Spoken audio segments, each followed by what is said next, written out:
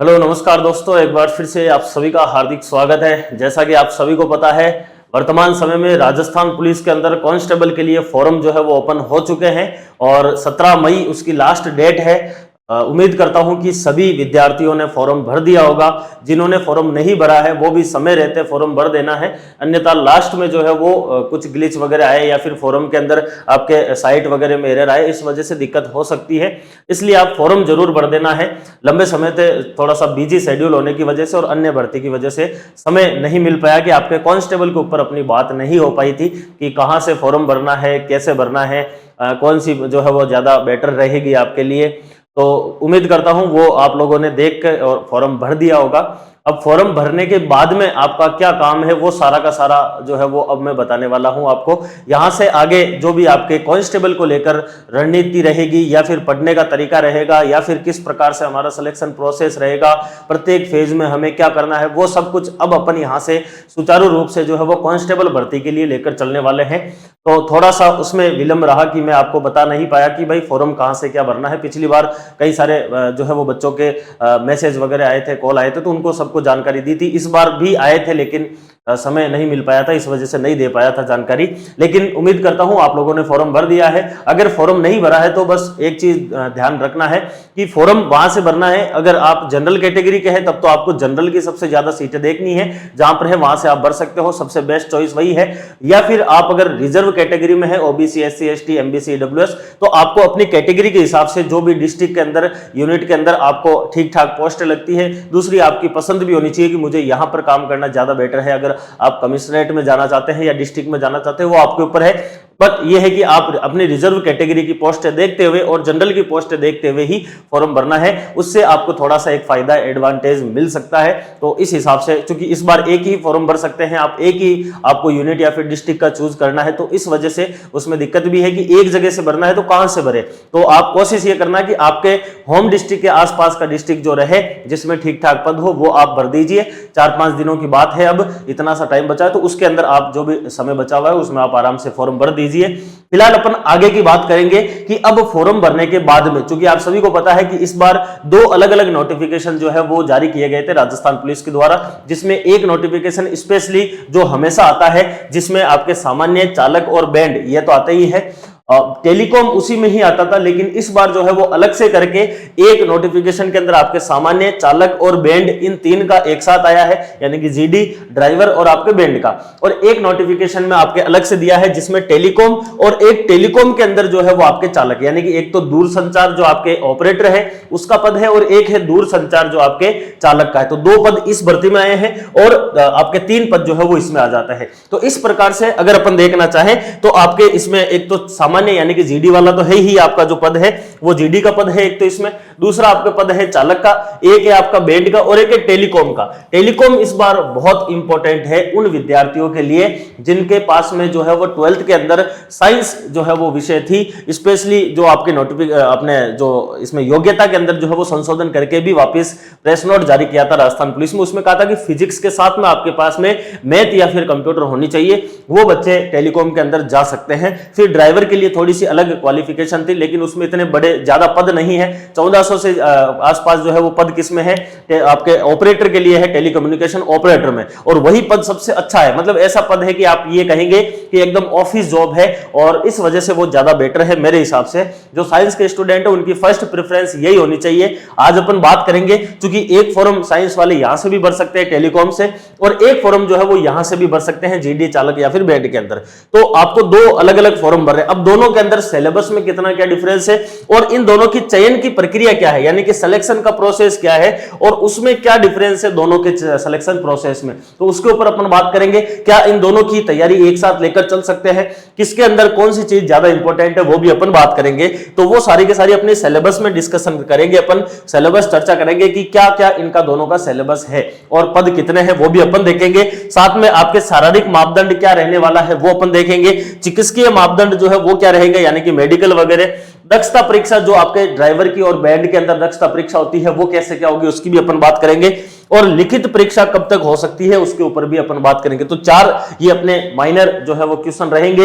एक अपना मेजर प्रश्न इसमें यही है कि चयन की प्रक्रिया, सिलेक्शन प्रोसेस इस बार क्या रहने वाला है और सिलेबस कैसे क्या रहेगा, यानी कि यहां से अब जो है वो आपकी तैयारी, जैसे मान लीजिए आपने फॉर्म भर दिया है तो अब यहां से आपकी एकदम सिस्टमेटिक तैयारी स्टार्ट हो जानी चाहिए। और उस तैयारी के आधार पर आज आपको ये पहला वीडियो मिल रहा है जिसमें अपन सिलेक्शन प्रोसेस वगैरह इन सब की क्या करेंगे यहां पर बात करने वाले हैं।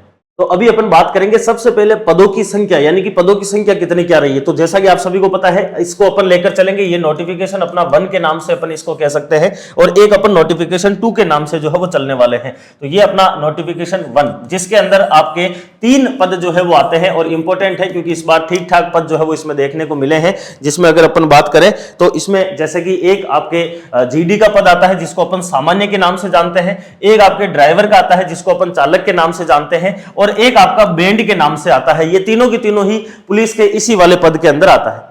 तो इसमें जैसे कि सबसे पहले अपन बात करते हैं कांस्टेबल, जो आपके सामान्य या फिर जिसको आप जनरल ड्यूटी या फिर जीडी के नाम से जानते हैं। तो जीडी के अंदर या फिर सामान्य के अंदर चूंकि नॉन टीएसपी और टीएसपी 2 अलग अलग प्रकार के अपने एरिया होते हैं, तो नॉन टीएसपी और टीएसपी जो अपना शेड्यूल एरिया होता है, इन दोनों के अंदर अलग अलग पदों का विवरण दिया गया है। मैं एक एक जो है वो अपने area wise, unit wise, district wise बात नहीं कर रहा हूं, मैं ऑल ओवर नॉन टीएसपी के जो आपके कांस्टेबल सामान्य में पद है वो कितने हैं, 6751 जो है वो पद है जो संशोधित विज्ञप्ति जारी की गई थी उसके अनुसार, ठीक है ना। नॉन टीएसपी में 6751 और टीएसपी के अंदर सामान्य के जो पद हैं वो है 867 पद। ठीक ठाक पद है, मतलब इतने भी कम नहीं है, अच्छे खासे पद है। अगर कंपटीशन जो है वो मिलेगा, लेकिन यह है कि पद इतने हैं कि आप एक प्रकार से तैयारी अच्छे से कर सकते हैं। दूसरा, इसी में ही आपके नोटिफिकेशन 1 में ही आता है आपके चालक के नाम से, ठीक है ना। ये था सामान्य के नाम से, ये आता है चालक यानी कि ड्राइवर के नाम से। और ड्राइवर के अंदर नॉन टीएसपी के अंदर ड्राइवर के पद हैं आपके 412 पद है और टीएसपी के अंदर ड्राइवर के पद कितने हैं, 47 पद है, ठीक है। तो 2 अलग अलग हो गए, एक ये हो गया, एक दूसरी स्ट्रीम ये हो गया।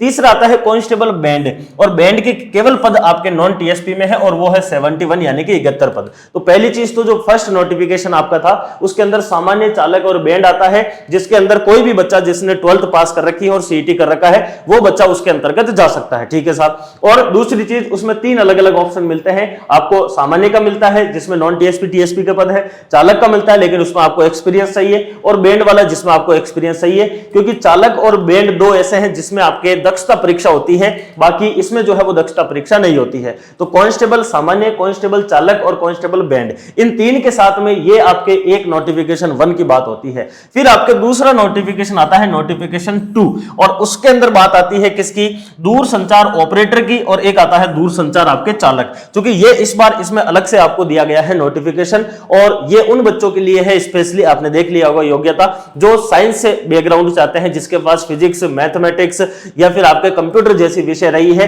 वही बच्चे इसमें फॉर्म भर सकते हैं। और इस बार मैं कहूंगा कि साइंस वाले बच्चों के लिए ये बहुत अच्छी जॉब है, क्योंकि इतनी ज्यादा इसमें फील्ड वाली आपके माथापड़ी नहीं है कि भाई आप जैसे कि मतलब कि फील्ड के अंदर घूमना है या फिर एनी टाइम वर्दी में रहना, ऐसा नहीं है। दूरसंचार वाले टेलीकम्युनिकेशन में अधिकांश काम आपका ऑफिस का होने वाला है, कंप्यूटर का काम होने वाला है, चाहे थाने में लगाए, चाहे आपके ऑफिस में लगाए, चाहे आपको अभय कमांड सेंटर में लगाए, कहीं पे भी लगाए, आपको बैठ के जो है वो आराम से अपना काम करना है। मैक्सिमम काम आपका कंप्यूटर का रहेगा, इस वजह से ये बहुत अच्छी पोस्ट है मेरे नजरिए से।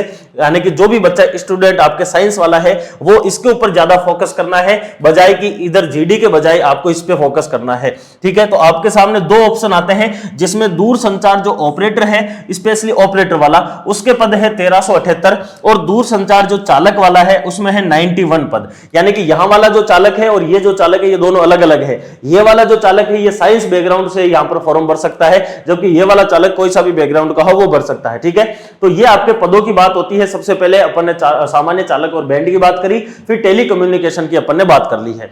एक सबसे इंपॉर्टेंट प्रश्न उसको मैं पहले ही क्लियर कर देता हूं, आपके एग्जाम डेट जो है, ये एग्जाम डेट आपके लिखी हुई है किसके अंदर, आपके नोटिफिकेशन में ही लिखी हुई है एग्जाम डेट, और वो लिखी हुई है जून या फिर जुलाई 2025। ये आपके एग्जाम डेट जो है वो आपके इसमें नोटिफिकेशन के अंदर लिखी हुई है। संभवतः यह आपका एग्जाम जहां तक मुझे लग रहा है वो आपके जुलाई के अंदर होगा, आफ्टर 15 जुलाई, यानी कि आप जुलाई 2025 को ही टारगेट मानकर अपनी तैयारी करनी है। इसमें जून या फिर जुलाई लिखा है, लेकिन फिर भी ये होता है कि जैसे 17 मई को फॉर्म कंप्लीट होंगे तो लगभग आपको 2 महीने का मैक्सिमम टाइम दिया जाएगा। वैसे 45 दिन तक का टाइम दिया जाता है, तो भी अगर 17 मई के दिन होता है तो 17 जून 17 जुलाई, यानी कि 17 जुलाई नहीं तो भी अगर उसमें से अपन 15 दिन कम भी करें तो 1-2 जुलाई यहां से लेकर फिर जुलाई में कभी भी हो सकता है। तो मेरे हिसाब से आप जो टारगेट है वो 1 जुलाई 2025 मानकर ही अपनी तैयारी करनी है, यानी कि मई का जो ये टाइम बच रहा है ये वाला, और जून का टाइम, यानी कि आपके पास में केवल इतना ही टाइम है इस भर्ती के लिए।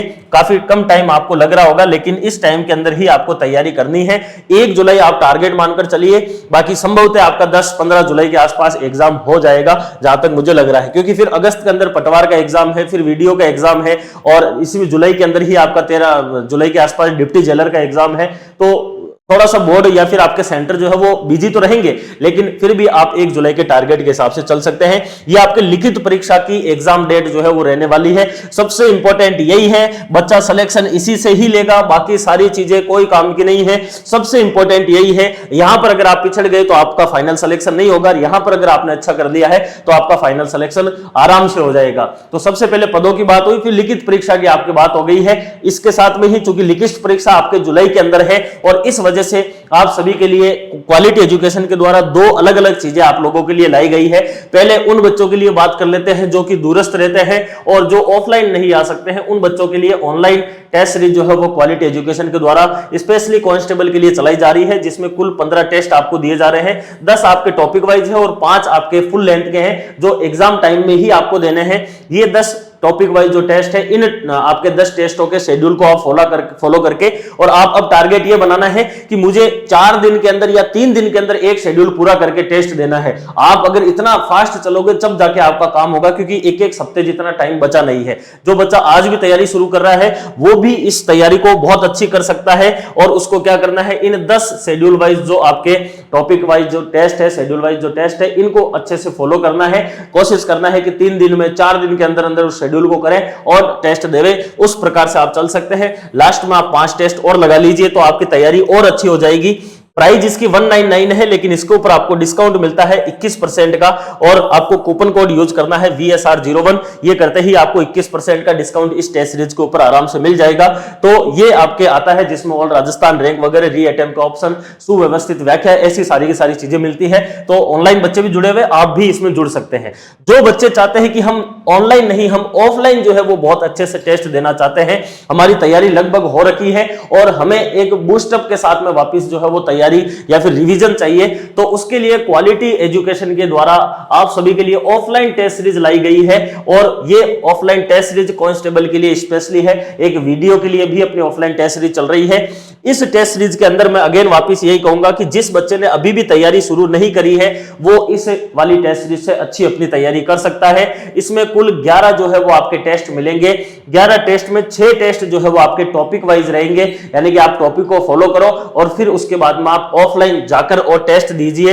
एकदम एग्जाम जो हॉल है उसका आपको फील आने वाला है, और लास्ट में आपके 5 फुल लेंथ टेस्ट इसमें करवाए जाएंगे। ये 11 टेस्ट की जो है वो ऑफलाइन टेस्ट सीरीज अपनी चल रही है, जिसमें एक खास बात यही है कि इसका पहला टेस्ट आपको 18 मई को मिलेगा। अब 18 मई को अगर पहला टेस्ट मिलेगा तो आपके पास में अभी इतना टाइम है कि उसमें आप आराम से इस फर्स्ट टेस्ट का क्या कर सकते हो, शेड्यूल को फॉलो कर सकते हो। इस वजह से आप इस टेस्ट सीरीज के अंदर रजिस्ट्रेशन आज ही करवा देना है। यहां पर जो नंबर दिया हुआ है यहां पर भी कर सकते हैं। सॉरी, इसके कुछ जो है वो सेंटर भी बनाए हुए हैं, वो मैं आपको बता दूंगा। 1100 रुपए इसकी प्राइस रहने वाली है। और टेस्ट के जो सेंटर है ये आपके लगभग इसमें सेंटर बनाए गए हैं, जैसे अजमेर में बनाया हुआ है आपके सेंटर, इसके बाद में आपके अलवर के अंदर सेंटर बनाया हुआ है, बाड़मेर में है, बीकानेर है, भरतपुर है, डूंगरपुर है, हनुमानगढ़ है, जयपुर में है, जालौर में है, जोधपुर में है, कोटा में है, श्री गंगानगर में है और आपके उदयपुर में है। उन सबके यहाँ पर कॉन्टेक्ट नंबर भी दिए हुए हैं। यहां से अगर क्लियर नहीं दिख रहा है तो अपने Telegram channel quality education RS पे भी डाला हुआ है, तो इनके ऊपर आप कॉन्टेक्ट करके वहां पर जाकर रजिस्ट्रेशन करवा सकते हैं। जो अपने ये वाले नंबर हैं इनके ऊपर भी कॉल करके आप रजिस्ट्रेशन करवा सकते हैं। 18 मई से स्टार्ट होगी, तो शेड्यूल आप आज से आराम से फॉलो कर सकते हैं। अब एक खास बात ध्यान रखना है, ये ऑनलाइन वाली जो टेस्ट सीरीज है ये वाली, और ऑफलाइन वाली जो टेस्ट सीरीज है ये दोनों ही आपके जीडी के लिए, ड्राइवर के लिए और बैंड के लिए, इन वाले 3 के लिए ही है, यानी कि नोटिफिकेशन 1 वाले के लिए है। नोटिफिकेशन 2 जिसके अंदर आपके टेली कम्युनिकेशन वाली चीज है, जिसमें आपके ऑपरेटर और एक आपके ड्राइवर के पद है, उनके लिए ये दोनों ही टेस्ट सीरीज नहीं है। अब दोनों में डिफरेंस कितना सा है? डिफरेंस केवल इतना सा है कि नोटिफिकेशन 1 में अभी अपन देखेंगे सिलेबस में थोड़ा सा डिफरेंस है, और नोटिफिकेशन 2 में थोड़ा सा डिफरेंस है। तो जो बच्चा आपकी टेली कम्युनिकेशन की तैयारी कर रहा है वो भी इन टेस्टों को आराम से दे सकता है, क्योंकि 30-40 क्वेश्चन का एक मटेरियल अलग है। अब आप लोगों के लिए एक पोल करवा दिया जाएगा, या फिर आप कमेंट में भी बता दीजिए कि उनके लिए क्या करना चाहिए। आपको केवल वो वाला जो पोर्शन है आपके, जिसके अंदर आपके एआई वगैरह दिया हुआ है, या फिर दूरसंचार दिया हुआ है, इंटरनेट दिया हुआ है, उसकी अलग से आपके टेस्ट सीरीज दी जाए, या फिर ऑल ओवर की आपको अलग से ही 10 टेस्टों की ऑनलाइन, क्योंकि ऑफलाइन संभव नहीं है, ऑनलाइन टेस्ट सीरीज आपके टेली कम्युनिकेशन वालों के लिए अलग से की जा सकती है। तो एक पोल करवाया जाएगा टेलीग्राम पर, आप उसके अंदर अपना वोट कर दीजिए, तो वहां से हम जो है वो एक बार उसके ऊपर विचार कर लेंगे। फिलहाल जो टेस्ट सीरीज है ये अपने जीडी, ड्राइवर और बैंड वाला जो सिलेबस है उसके ऊपर आधारित रहने वाली है। सबसे पहले अपन बात करेंगे चयन की प्रक्रिया और सिलेक्शन जो प्रोसेस है ये कैसे रहेगा आपके सामान्य के लिए, चालक के लिए और बैंड के लिए। तो सबसे पहले अपन नोटिफिकेशन 1 वाली बात करेंगे, यानी कि जीडी, ड्राइवर और बैंड के लिए बात करेंगे। देखिए सिलेक्शन का प्रोसेस कैसा होगा। सबसे पहला काम होगा आपका लिखित परीक्षा का। जैसे आपने सीईटी दे लिया है, फॉर्म आपने भर दिया है, तो सीईटी दे दिया, फॉर्म भर दिया है, तो अब आपका सबसे पहला काम होगा रिटन एग्जाम का। और रिटन एग्जाम के लिए अलग से विस्तृत सिलेबस दिया हुआ है, उसके ऊपर अभी अपन बात करेंगे। लिखित परीक्षा जो होगी ये कांस्टेबल चाहे आपके चालक हो, कौन सा हो, सॉरी कांस्टेबल चाहे आपके सामान्य यानी कि जीडी हो, चाहे कांस्टेबल चालक हो, चाहे कांस्टेबल बैंड हो, इन तीनों के अंदर लिखित परीक्षा का आयोजन कैसे करवाया जाएगा। तो 150 अंक का, 150 नंबर का जीडी के लिए लिखित परीक्षा होगी, 150 नंबर का चालक यानी कि ड्राइवर के लिए पेपर होगा। लेकिन एक चीज खास है, कांस्टेबल बैंड के लिए कोई भी पेपर जो है वो नहीं होने वाला है। तो लिखित जो परीक्षा है, जो पहला चरण है चयन की प्रक्रिया के अंदर, वो है लिखित परीक्षा का। ओएमआर बेस ऑफलाइन पेपर होगा, जिसके अंदर आपके 150 नंबर का जो है वो आपके सामान्य यानी कि जीडी और 150 ही ड्राइवर के लिए पेपर होने वाला है। कांस्टेबल बैंड के लिए पेपर नहीं होगा। पहला फेज जो है वो आपके ये वाला आता है। दूसरे फेज के अंदर आपके आता है पीईटी और पीएसटी, यानी कि आपके फिजिकल एफिशिएंसी टेस्ट और फिजिकल स्टैंडर्ड टेस्ट, यानी कि शारीरिक दक्षता परीक्षा और मापतोल परीक्षा। शारीरिक दक्षता परीक्षा ये भी अभी अपन डिटेल से बात करेंगे। इसका मतलब है आपके फिजिकल जो आपके रनिंग वगैरह है वो होगी, और मापतोल परीक्षा के अंदर आपका जो एक प्रकार के शरीर का जो ढांचा है, जिसमें चेस्ट है, हाइट है, इनका मापतोल होने वाला है। और इन दोनों के अंदर, इन दोनों चीजों के अंदर जो है वो चाहे कांस्टेबल सामान्य हो उसमें भी आपको क्वालिफाई करना है, जो भी अभी मैं बताऊंगा क्या क्या चीजें चाहिए। कांस्टेबल चालक है उसमें भी आपको क्या चाहिए, क्वालिफाई करना है। और कांस्टेबल बैंड है उसमें भी आपको क्या करना पड़ेगा, क्वालिफाई करना पड़ेगा। तो 2 फेज हो गए हैं, पहला लिखित परीक्षा हो गया, दूसरा आपका पीईटी और पीएसटी हो गया। तीसरे चरण के अंदर आप आओगे तब आपके दक्षता परीक्षा होगी, यानी कि प्रोफिशिएंसी टेस्ट होगा। और तब दक्षता परीक्षा जो है ये कांस्टेबल जीडी में लागू नहीं होता है, ध्यान देना है। कांस्टेबल जीडी में लागू नहीं होता है दक्षता परीक्षा, क्योंकि वो सामान्य पद होते हैं। जबकि कांस्टेबल चालक एक ड्राइवर के रूप में जाने वाला है, तो उसकी ड्राइविंग के लिए क्या होगा, दक्षता परीक्षा होने वाली है 30 नंबर की। और कांस्टेबल बैंड वाला जो है इसके लिए भी दक्षता परीक्षा होगी 30 नंबर की, क्योंकि वो बैंड के अंदर जो है वो आने वाला है। तो ये 3 फेज हो गए हैं, ठीक है। उसके बाद में आता है आपके चौथा चरण, और चौथे चरण के अंदर या फिर 4th फेज के अंदर आपको अतिरिक्त नंबर की बात होती है, जिसमें आपने अगर कोई स्पेशल क्वालिफिकेशन कर रखी है, विशेष कोई योग्यता ले रखी है, जैसे कि एनसीसी का सी सर्टिफिकेट, एनसीसी सर्टिफिकेट हो, होमगार्ड के अंदर या फिर पुलिस से संबंधित विषयों के अंदर आपने डिप्लोमा या फिर कोई उपाधि अगर धारण कर रखी है, तो उस प्रमाण पत्र के आधार पर आवंटित अंक, वो अंक आपको मिलेंगे केवल और केवल जीडी के अंदर ही मिलेंगे। वो 20 नंबर आपको मिलने वाले हैं। बाकी आपको ड्राइवर के अंदर और आपके इस बैंड के अंदर ये वाले अंक नहीं मिलेंगे। तो इस आधार पर अगर अपन देखना चाहें तो कांस्टेबल जो आपके जीडी है यानी कि सामान्य है, उसमें ऑल ओवर पेपर कितने नंबर का हो गया है, 170 नंबर में से आपका फाइनल सिलेक्शन होगा, जिसमें आपके 150 का लिखित परीक्षा होगी और 20 नंबर का आपके ये विशेष योग्यता के तहत मिलने वाले हैं। और बाकी जो अगर अपन बात करना चाहें तो इसमें क्वालिफाई का है, पीईटी और पीएसटी, दक्षता परीक्षा इसमें होती नहीं है। जो आपके कांस्टेबल चालक के लिए फॉर्म भरे हैं उनके लिए 150 नंबर का पेपर होगा, फिर उनको क्वालिफाई करना पड़ेगा शारीरिक दक्षता और मापतोल परीक्षा को, फिर उनको 30 नंबर का ड्राइविंग का जो है वो दक्षता परीक्षा होगी, और फिर उनके लिए ये विशेष योग्यता लागू नहीं होती है। तो 150 और 30 180 में से फाइनल सिलेक्शन होगा आपके कांस्टेबल ड्राइवर या चालक का। कांस्टेबल बैंड के लिए जो है वो कोई पेपर नहीं होने वाला है, उनके लिए जो है वो पीईटी और पीएचटी योग्यात्मक यानी कि उनके क्वालिफाई करना है, और 30 नंबर का उनके क्या होगा, दक्षता परीक्षा होगी, और इनके जो है वो विशेष योग्यता लागू नहीं होती है। तो कांस्टेबल जो बैंड है उनका फाइनल सिलेक्शन केवल 30 नंबर के आधार पर होगा।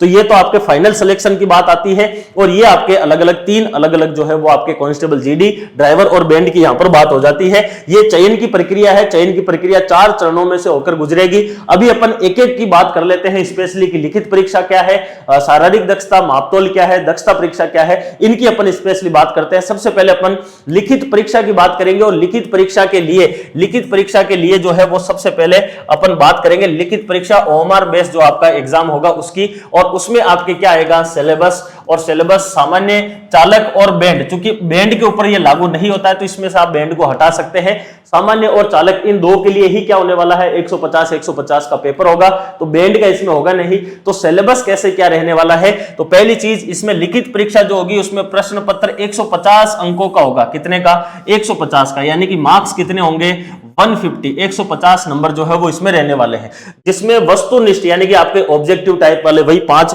विकल्प वाले आपको पेपर मिलेगा। इसमें 150 जो है वो आपके क्या रहेंगे, प्रश्न रहेंगे, यानी कि आपके मार्क्स कितने रहेंगे, 150, क्वेश्चन भी कितने रहेंगे आपके, 150 रहने वाले हैं। ठीक है, समयावधि कितनी है, 2 घंटे की, यानी कि आपको टाइम जो है वो कितना मिलेगा, 2 घंटे इसमें आपको मिलने वाले हैं। ठीक है साहब, उसके बाद में प्रत्येक प्रश्न का सही उत्तर देने पर 1 अंक होगा। ठीक है, और गलत उत्तर देने पर आपको 25 अंक काटा जाएगा, यानी कि इसमें नेगेटिव मार्किंग कितनी है, 1/4 नेगेटिव मार्किंग है, यानी कि 4 प्रश्न अगर आप गलत करोगे तो 1 सही प्रश्न आपका चला जाएगा, यानी कि बाकी अधिकतर एग्जाम के अंदर 1/3 होती है नेगेटिव मार्किंग, लेकिन इसके अंदर 1/4 नेगेटिव मार्किंग है। तो 150 नंबर का पेपर होगा, 150 क्वेश्चन होंगे, 2 घंटे मिलेगा, और आपके 1/4 इसमें नेगेटिव मार्किंग रहेगी। पहली चीज आपको यहां से ये पता चल जानी चाहिए। अब अपन बात करते हैं सिलेबस की। ये तो हो गया एग्जाम पैटर्न, ये होता है सिलेबस। सिलेबस को आपको 3 हिस्सों के अंदर बांटा गया है, पार्ट ए के अंदर है, फिर पार्ट बी है, और फिर पार्ट सी है। तो पार्ट ए के अंदर जो आपके सामान्य और चालक वाले जो पेपर होंगे उनके लिए यहां पर रखा गया है विवेचना तार्किक योग्यता, यानी कि यह बात कर रहा है रीजनिंग की। उसके बाद में लिखा हुआ है सामान्य गणित, यानी कि इसमें मैथमेटिक्स पूछी जाएगी, और फिर है कंप्यूटर का सामान्य ज्ञान, यानी कि इसमें कंप्यूटर पूछी जाएगी। और यहां पर टोटल प्रश्न है 60, चूंकि बराबर है दोनों, तो 60 ही प्रश्न है, 60 ही अंक है। तो संभवतः मुझे जहां तक लग रहा है कि 20 नंबर की आपके रीजनिंग आएगी इसमें, संभवतः जो आपके इस बार आ सकता है वो 20 नंबर की रीजनिंग, क्योंकि ये पिछली बार जो है वो 30 आया था, 30 की रीजनिंग, और चूंकि उसमें पहले मैथ नहीं हुआ करती थी तो अब गणित डाल दी है, तो 20 हो सकता है कि रीजनिंग के क्वेश्चन आए, 20 हो सकता है गणित के आए, संभवतः यहां पर गणित के 10 भी हो सकते हैं, रीजनिंग के 30 भी हो सकते हैं, 20 भी हो सकते हैं। ठीक है ना, तो वो भी वैसे भी हो सकता है। तो 20 रीजनिंग के, 20 गणित के, और 20 आपके कंप्यूटर के, संभवतः यहां पर ये इस प्रकार से आपके इसमें विभाजन रह सकता है। तो रीजनिंग है आपके पार्ट ए में, गणित है पार्ट ए में, और कंप्यूटर है पार्ट ए में। तो इस प्रकार से टोटल 60 प्रश्न और 60 अंकों का ये आपका मटेरियल पार्ट ए के अंदर रहने वाला है। पार्ट बी एक बार भर्ती हुई थी पिछली बार, जब ये part B, part A B C के अंदर बांट के कांस्टेबल की भर्ती करवाई, तब सबसे ज्यादा बच्चे, क्योंकि उस समय ये रखा गया था कि मिनिमम इनमें मार्क्स रखे गए थे कि पार्ट ए में मिनिमम आना चाहिए, बी में भी आना चाहिए, सी में, बाद में इसको हटा दिया। जब ये मिनिमम वाला रखा गया था तब सबसे ज्यादा बच्चे इस पार्ट बी में फेल हुए थे, क्योंकि इसमें सारी की सारी विषय ऐसी है, जैसे इसमें सबसे पहले लिखा हुआ है आपके सामान्य ज्ञान। सबसे पहले क्या लिखा हुआ है, सामान्य ज्ञान। अब सामान्य ज्ञान में आपको कुछ भी पूछा जा सकता है। ये इंडिया जीके का पोर्शन है, जिसमें India history, India polity, India geography, world geography, कुछ भी पूछ सकते हैं सामान्य ज्ञान में। फिर लिखा हुआ है सामान्य विज्ञान। सामान्य विज्ञान जो आपके साइंस जो आती है वो जनरल साइंस इसमें पूछी जाएगी। फिर लिखा हुआ है सामाजिक विज्ञान। अब सामाजिक विज्ञान के अंदर आपके हिस्ट्री, पॉलिटी, ज्योग्राफी आती है, तो वो इसमें पूछी जाएगी। फिर लिखा हुआ है समसामयिक विषयों के ऊपर जो है, यानी कि करंट अफेयर्स आपको इसके अंदर करनी होगी। फिर लिखा हुआ है आपके महिला एवं बच्चों के अधिकार जो भी है वो बताने हैं, और उनके लिए राजस्थान सरकार के द्वारा प्रचलित सरकारी योजनाएं, संस्थाओं के संबंध में जानकारी, ये आपको इसके अंतर्गत पूछा जाएगा।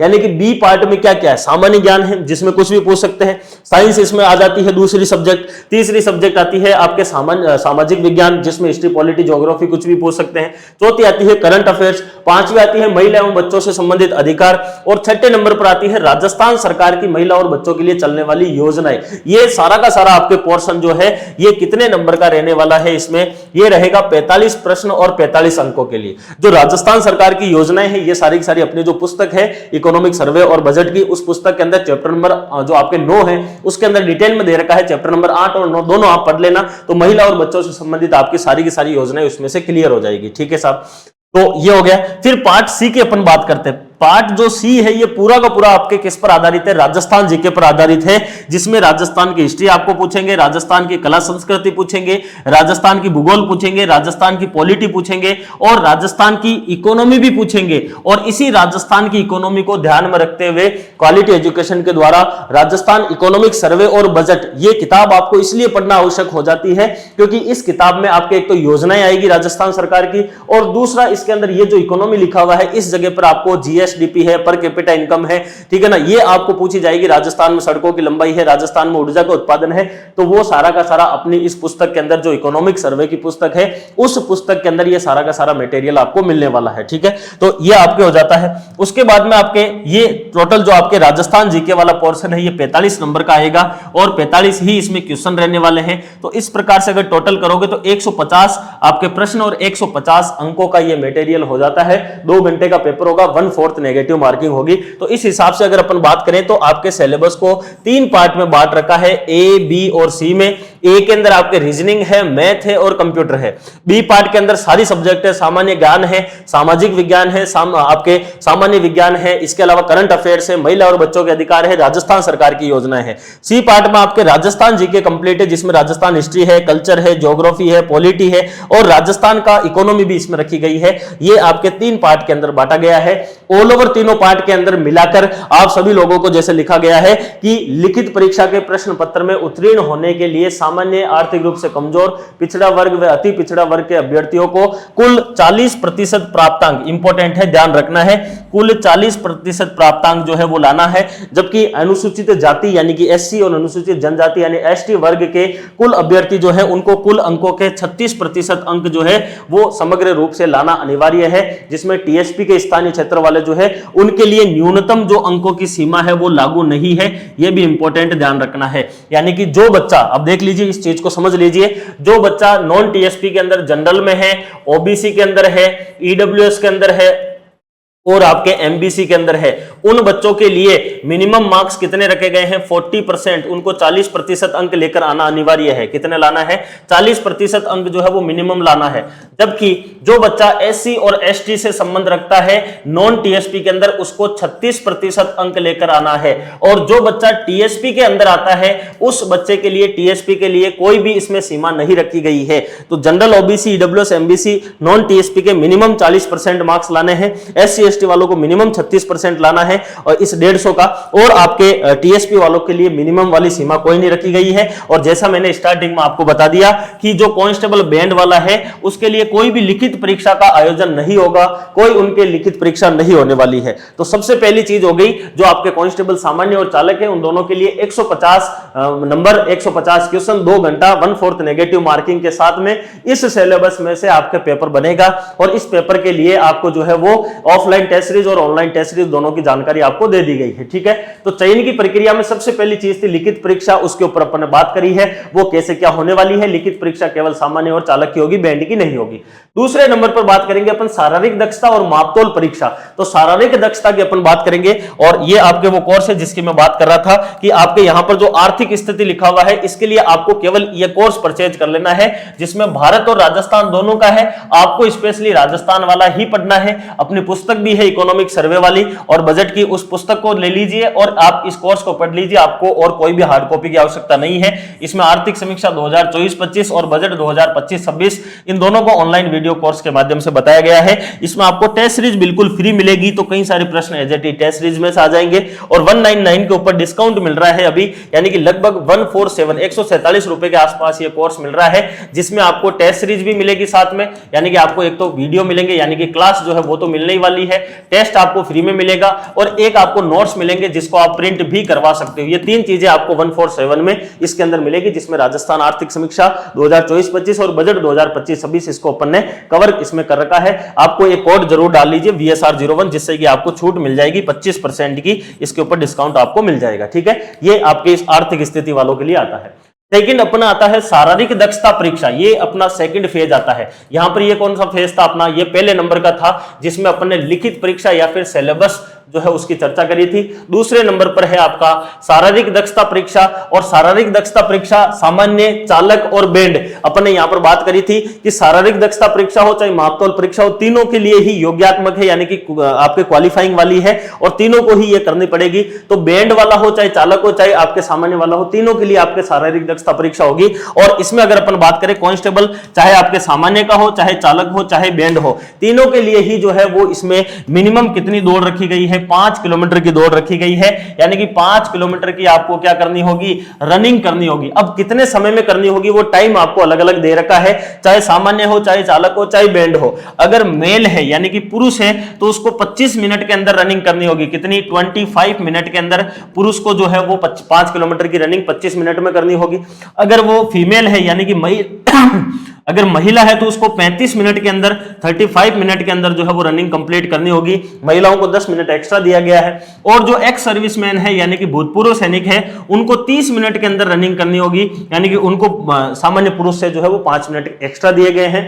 और इसके अलावा जो टीएसपी वाले हैं यानी ट्राइबल सब प्लान क्षेत्र के जो अनुसूचित जाति और जनजाति के, याद रखना है टीएसपी के अंदर आने वाले एससी और एसटी वालों के लिए ध्यान रखना, टीएसपी के अंदर 3 अलग अलग होती है कैटेगरी, एक जनरल होती है टीएसपी, एक एससी और एक एसटी। तो टीएसपी जनरल वालों के लिए तो यही है, चाहे वो अगर मेल है तो 25 मिनट में, फीमेल है तो 35 में। लेकिन टीएसपी के जो एससी और एसटी वाले हैं उनको जो है वो 30 मिनट के अंदर ही करनी होगी रनिंग, यानी कि उनके लिए 30 मिनट रखा गया है, टीएसपी एससी और एसटी के लिए केवल। ठीक है, तो यहां पर मेल के लिए 25 मिनट में 5 किलोमीटर रनिंग है, फीमेल के लिए 35 मिनट में 5 किलोमीटर है, और एक्स सर्विसमैन के लिए 30 मिनट में 5 किलोमीटर है, और टीएसपी के एससी और एसटी के लिए 30 मिनट में 5 किलोमीटर की इसमें रनिंग आती है।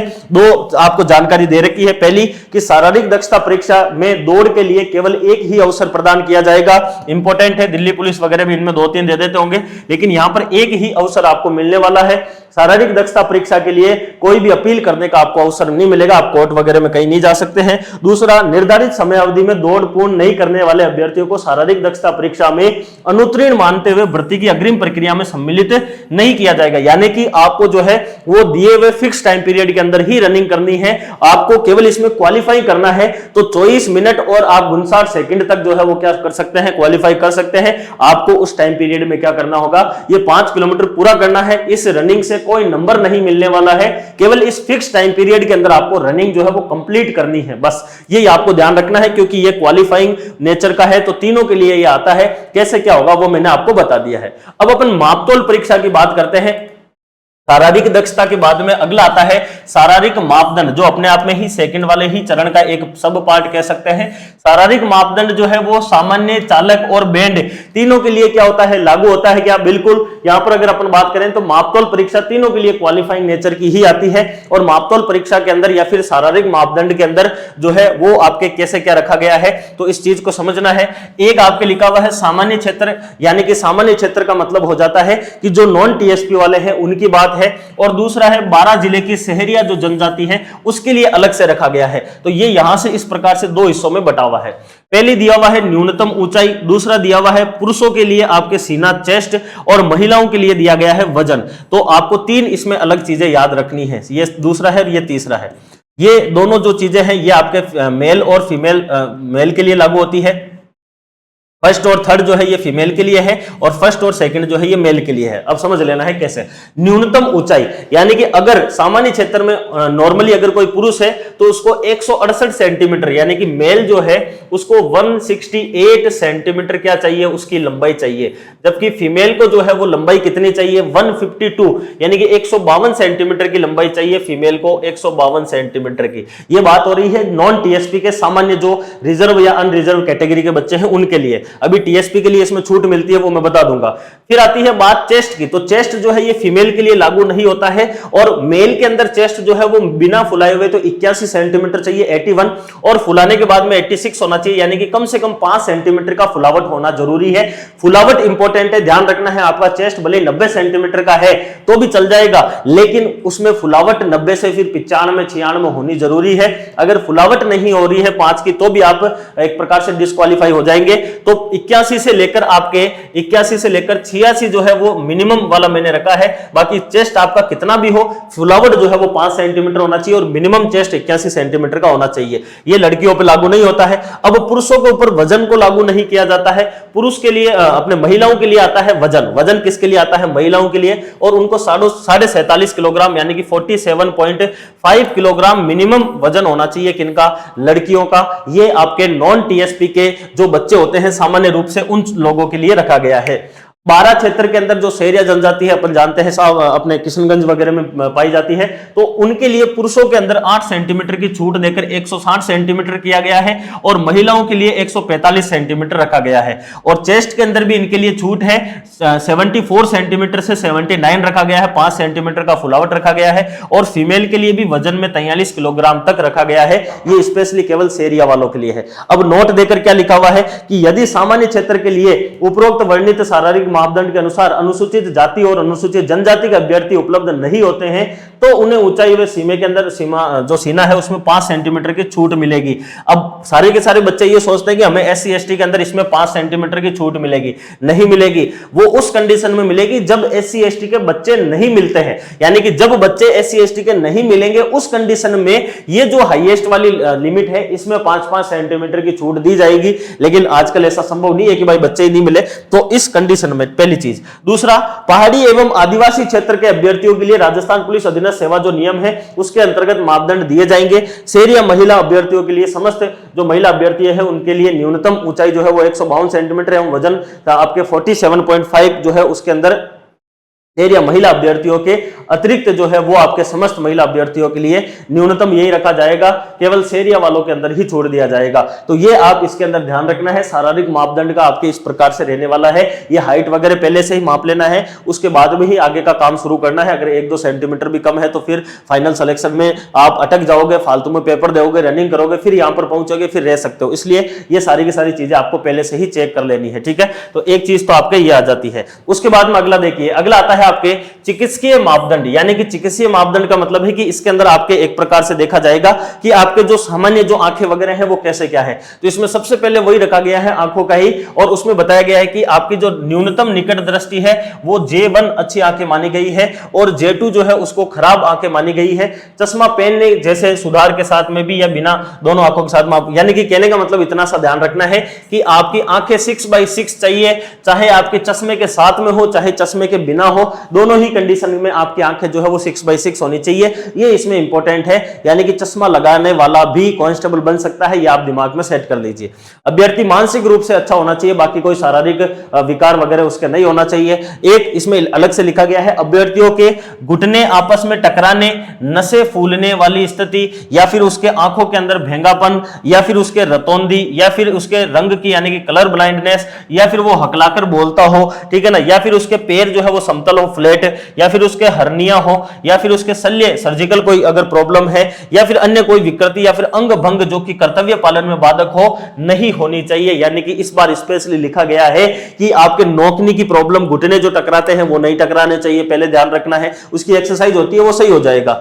नसें नहीं फूलनी चाहिए, भेंगापन आंखों के अंदर तिरछापन नहीं होना चाहिए, रतौंधी नहीं होनी चाहिए, कलर ब्लाइंडनेस नहीं होना चाहिए, फ्लैट पैर नहीं होना चाहिए, नीचे से अपने जो होता है वो पैर फ्लैट नहीं होने चाहिए, उठा हुआ होना चाहिए अंदर से, ठीक है ना, हर्निया वाला रोग नहीं होना चाहिए, शल्य प्रॉब्लम नहीं होनी चाहिए, कोई भी आपके मान लीजिए अंगुलियां वगैरह टूटी हुई है और बाद में आप जाओगे तो फाइनली ये रोक सकते हैं। इनके पास में इन्होंने पहले ही लिख के बता दिया है आपको, इस वजह से ध्यान रखना है इस चीज का, ठीक है। तो ये यहां से अगर अपन बात करें तो ये अपने 2 चरण हो चुके हैं, पहला हो गया है, दूसरा हो गया। अब अपन दक्षता परीक्षा की बात करते हैं सामान्य, चालक और बैंड में। तो सामान्य के अंदर दक्षता परीक्षा का कोई प्रावधान नहीं है, चालक और बैंड के अंदर जो है वो दक्षता परीक्षा होगी। दक्षता परीक्षा का मतलब अपन कह सकते हैं कि इनके अंदर जो है वो एक प्रकार से इनका स्किल जो है वो चेक की जाने वाली है।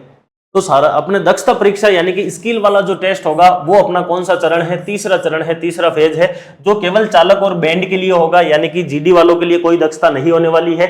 और चालक और बैंड के जो पद है उनके लिए जैसा कि आपको पता है कि शारीरिक दक्षता परीक्षा एवं मापतोल परीक्षा में सफल रहने वाले अभ्यर्थी। अच्छा, एक चीज आपको दिमाग में यहाँ पर पहले सेट कर लेना, वो मैं बता देता हूं। लिखित परीक्षा देने वाले जो बच्चे हैं उनमें टोटल बच्चे तो बहुत सारे रहेंगे, लाखों में, लेकिन उसमें से कितने बच्चे जो है वो शारीरिक दक्षता या फिर मापतोल के लिए जाएंगे। मिनिमम वाला क्राइटेरिया मैंने 40%, 36% वाला बताया, लेकिन फिर भी जो टोटल पद है उन पदों का 5 गुना जो विद्यार्थी है, नोटिफिकेशन में लिखा हुआ है स्पेशली 5 गुना जो विद्यार्थी है कुल पदों के, वही बच्चे किसमें जाएंगे, इस लिखित परीक्षा से शारीरिक दक्षता और मापतोल में जाने वाले। कितने? 5 गुना। तो 5 गुना की अलग से कट ऑफ आएगी यहां पर, उस बेस पर बच्चे इसमें जाने वाले हैं। अब कट ऑफ नहीं भी निकाले तो वो 5 गुना बच्चों को इसमें लेंगे, ठीक है, ये आपको ध्यान रखना है। फिर दक्षता परीक्षा आती है, वो दक्षता परीक्षा आपके किसके लिए होगी? चालक और बैंड के लिए होने वाली है दक्षता परीक्षा। तो दक्षता परीक्षा की अपन बात कर रहे थे। दक्षता परीक्षा जो है ये चालक और बैंड के लिए होगी। जो बच्चे शारीरिक दक्षता परीक्षा और मापतोल परीक्षा दोनों में सफल रह जाते हैं वो दक्षता परीक्षा के लिए आयोजित होगी, उनके लिए 30 अंकों की होगी, अपन पहले ही बात कर ली है, चालक और आपके बैंड के लिए। दक्षता परीक्षा में उत्तीर्ण होने के लिए अब ध्यान रखना है, सामान्य वर्ग, आर्थिक रूप से कमजोर यानी कि ईडब्ल्यूएस हो, जनरल का बच्चा हो, ओबीसी का बच्चा हो, एमबीसी का बच्चा हो, इनके लिए मिनिमम 40% यानी कि 30 नंबर का 40% न्यूनतम इनको लाना है। जबकि आपके अनुसूचित जाति और जनजाति यानी कि एससी और एसटी का जो बच्चा है उनके लिए मिनिमम 36% रखा गया है। और जो आपके टीएसपी के क्षेत्र के बच्चे हैं उन बच्चों में सामान्य, अनुसूचित जाति, जनजाति के अभ्यर्थियों के लिए 30% रखा गया है। और शेरिया जो जनजाति है उनके लिए 25% रखा गया है। किसमें से? इस 30 नंबर में से चालक और बैंड के लिए। ये इस प्रकार से आपको इसमें छूट दी गई है। कांस्टेबल जो चालक पद के लिए स्पेशली आएगा, जो ड्राइवर के लिए आने वाला है, उनके पास में दिनांक 1/1/2026 जो है उससे 1 वर्ष पूर्व का बना हुआ स्थायी वैध ड्राइविंग लाइसेंस, चाहे आपका लो आपके मोटर व्हीकल का हो चाहे हाई का हो, दोनों जो है वो होना आवश्यक है। अच्छा, दोनों होना आवश्यक है, बोथ इसमें लिखा हुआ है। इसका मतलब आपके पास में लो वाला और हाई वाला दोनों आपके पास में क्या होना चाहिए? ड्राइविंग लाइसेंस होना चाहिए, अन्यथा दक्षता परीक्षा में शामिल नहीं किया जाएगा। यानी कि आपके पास में जो है वो 1/1/2026 से 1 वर्ष पूर्व का, यानी कि सीधा सा देख लीजिए 1/1/2025 इस तारीख से पहले का आपके पास में लो एलएमवी वाला और आपके एचएमवी वाला जो है वो क्या होना चाहिए? आपके पास में ड्राइविंग लाइसेंस होना चाहिए, जो कि 1/1/2025 से पहले का हो, तब ही आप जो है वो किसमें जा पाएंगे? आपके ड्राइवर वाली दक्षता परीक्षा के अंदर जा सकते हैं। दक्षता परीक्षा के प्राप्तांक जो है वो अंतिम चयन हेतु सम्मिलित किए जाएंगे। जैसा कि मैंने बताया भी था कि 150 प्लस 30 यानी कि 180 ड्राइवर के लिए फाइनल सिलेक्शन है और बैंड के लिए केवल 30 नंबर फाइनल सिलेक्शन है। यानी कि दक्षता परीक्षा के जो नंबर है ये फाइनल सिलेक्शन में जोड़े जाएंगे। दक्षता परीक्षा में निर्धारित प्राप्तांक अर्जित नहीं करने वाले अभ्यर्थी जो है वो अयोग्य माने जाएंगे और अग्रिम जो चयन की प्रक्रिया है उसमें शामिल नहीं किए जाएंगे। ये चालक और बैंड के लिए दक्षता परीक्षा आती है, जो तीसरा चरण आता है। दूसरे चरण के अंदर अपन ने बात करी थी शारीरिक दक्षता परीक्षा की, ठीक है।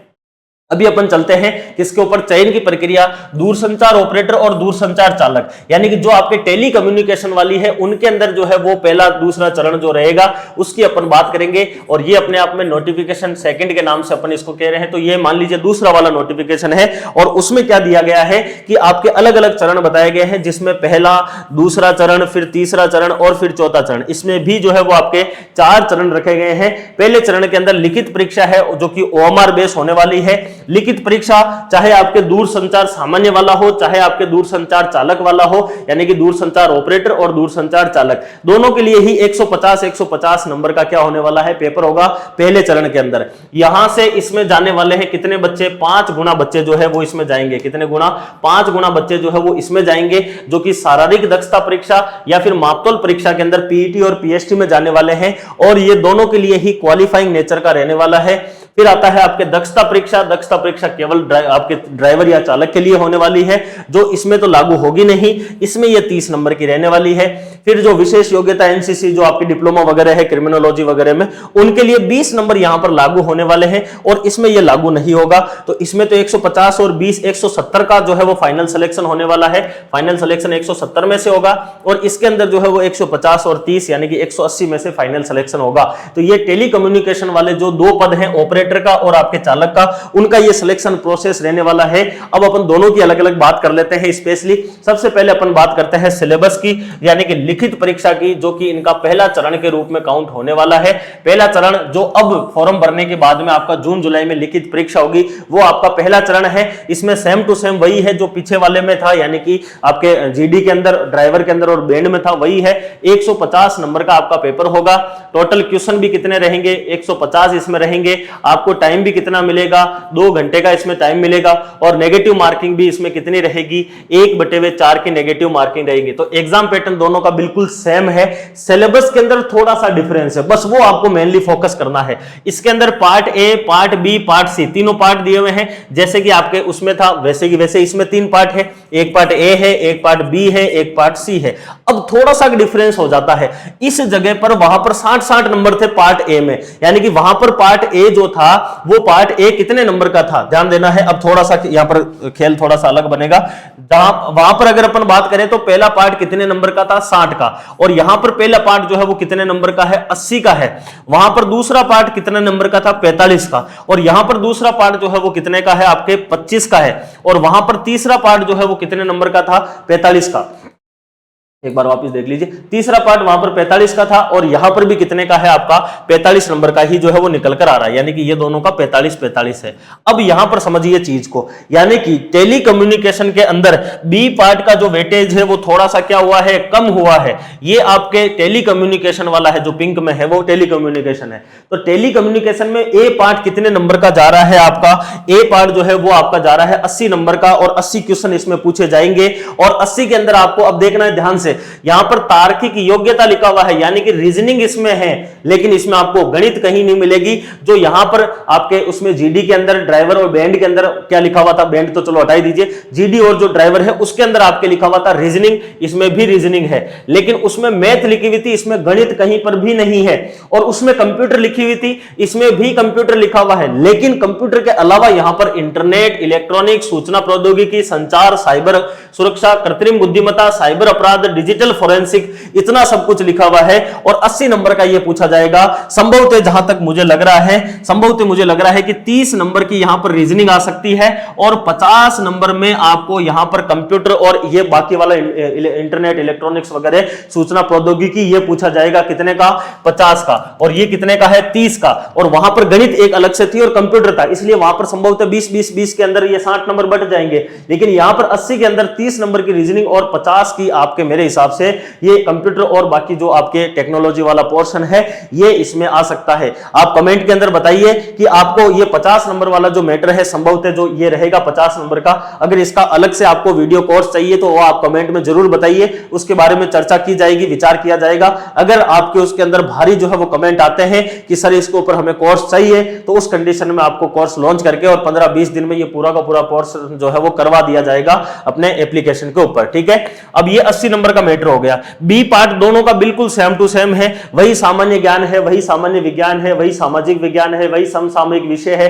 महिला और बच्चों के अधिकार व उनके लिए जो है आपके राजस्थान सरकार के द्वारा प्रचलित या फिर संचालित जो भी सरकारी योजनाएं हैं, संस्थाओं के संबंध में जानकारी, तो अगेन सेम टू सेम है बी पार्ट। लेकिन बी पार्ट में यहां पर वेटेज कम हो जाता है, वहां 45 का था, यहां पर 25 का हो जाता है। तो जो बच्चा टेलीकम्युनिकेशन में फाइनल सिलेक्शन लेना चाह रहा है, उस बच्चे को स्पेशली फोकस किस पे करना है? पार्ट ए के ऊपर करना है और पार्ट सी के ऊपर करना है, जहां पर राजस्थान हिस्ट्री, कल्चर, आपके ज्योग्राफी, इसके अलावा पॉलिटी, इसके अलावा इकोनॉमिक्स दी हुई है। और इसमें भी वही अपनी किताब, वो कोर्स इंपॉर्टेंट हो जाता है। और 45 की, तो यहां पर 45 और 80 यानी कि कितना हो गया आपके? 45 और 80 यानी कि 125। 150 में से 125 नंबर केवल आपको इन दो पार्ट से मिलने वाले हैं। तो टेलीकम्युनिकेशन की जो भी बच्चा तैयारी कर रहा है, चाहे ऑपरेटर हो चाहे चालक, उस बच्चे को फाइनल सिलेक्शन लेना है तो ए और सी पार्ट के ऊपर फोकस करना है। 125 नंबर का यहां से आपको मैटर मिलेगा। बी पार्ट के अंदर 25 नंबर का है, जिसमें आप ज्यादा लोड नहीं लेना है, साइंस कर लीजिए नॉर्मल, और आपको करंट अफेयर्स कर लेनी है। और महिला बच्चों के अधिकार और राजस्थान सरकार की योजनाएं, वो आप जब ये इकोनॉमिक्स के लिए अपना वो कोर्स या किताब पढ़ोगे तो उसमें ये वैसे ही कवर हो जाएगा। तो महिला बच्चों के अधिकार के लिए जो भी राजस्थान सरकार के द्वारा नियम कानून बनाए वो, और एक करंट अफेयर्स और एक आपके साइंस, ये तीन चीजें इसमें बी पार्ट में कर लीजिए। 25 में से 15 क्वेश्चन वहां से हो जाएंगे, तो लगभग 140 क्वेश्चन का मैटर आपके तैयार हो जाएगा। ज्यादा उलझना नहीं नहीं है, सीधा सा खेल है। टेलीकम्युनिकेशन के लिए पार्ट ए बहुत इंपॉर्टेंट रहेगा फाइनल सिलेक्शन के लिए, ठीक है। अब इसमें भी वही चीज बताई गई है कि जो भी आपके जनरल है या फिर ईडब्ल्यूएस है, ओबीसी, एमबीसी, उन अभ्यर्थियों के लिए 40% मिनिमम लेकर आना है। एससी एसटी वाले जो है उनको 36% मिनिमम लाना है, और बाकी वाले जो बच्चे हैं यानी कि टीएसपी वाले, उनके ऊपर ये लागू नहीं होता है मिनिमम मार्क्स वाला। तो ये पहला चरण है जो कि आपके सिलेबस की बात करता है। दूसरे चरण के अंदर अपन ने शारीरिक दक्षता परीक्षा की बात करी, और अपने कम्युनिकेशन ऑपरेटर और आपके ड्राइवर के लिए, दोनों के लिए बिल्कुल वही सेम टू सेम सिस्टम इसमें रखा गया है, यानी कि ऑपरेटर हो चाहे चालक हो, और इनके दक्षता परीक्षा के अंदर वही आपके 5 किलोमीटर की जो है वो दौड़ होगी। 25 मिनट पुरुष को मिलेंगे, 35 मिनट महिलाओं को मिलेंगे, और 30 मिनट आपके भूतपूर्व जो सैनिक है उनको इसमें मिलने वाले हैं। और अगेन वही है कि दौड़ जो है उसमें एक ही अवसर दिया जाएगा, और दक्षता परीक्षा के अंदर आपको पास होना है।